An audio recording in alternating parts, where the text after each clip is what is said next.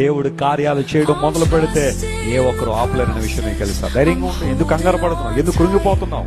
కొన్నిసార్లు నిందలు నీ మీదకి రావచ్చు, అవమానాల దగ్గరికి రావచ్చు.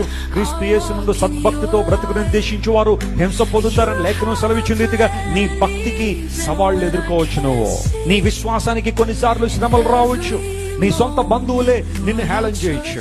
నువ్వు యేసు ప్రభువును అంగీకరించినందుకు, ప్రభు మార్గాన్ని అనుసరిస్తున్నందుకు, యేసు క్రీస్తు ప్రభుని దేవునిగా తెలుసుకున్నందుకు బహుశా చాలా మంది నేను ఇబ్బంది పెడతారేమో గాని లేఖనం సెలవిస్తా ఉంది, సహించు, కనిపెట్టు, ప్రార్థన చేయి, దేవుని మీద అనుకో.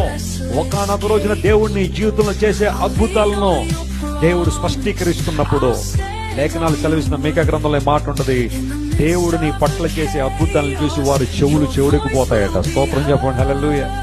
అంటే అర్థం ఏంటన్నమాట? బాబోయ్ చెప్పకండి ఆమె గురించి నాకు అంటారేమో.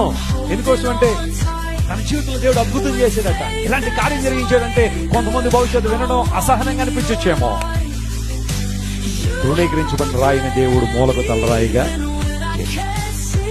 యోసేపు అందరూ నెట్టి తృణీకరించబడిన వాడుగా గోతులకు నెట్టేశారు. ఒక రోజున ఆ యోసేపే కుటుంబానికి ఆధారంగా తయారయ్యారు. యోసేపు లేకపోయినంటే వాళ్ళ పరిస్థితి ఎలాగ ఉండేదో మనం ఊహించుకోవచ్చు. ఈ రోజు నువ్వు తృణీకరించబడుతున్నావా? హేళన చేయబడుతున్నావా? సవాలు చేయబడుతున్నావా? ప్రశ్నించబడుతున్నావా? రిజెక్ట్ చేయబడుతున్నావా? దేవుని సేవకునిగా ప్రకటిస్తున్నాను, ఒక రోజు నువ్వే నీ కుటుంబానికి ఆధారంగా కాబోతున్నావు. గట్టిగా చప్పట్లు కొట్టి ప్రభునామమును మహిమపడదాం.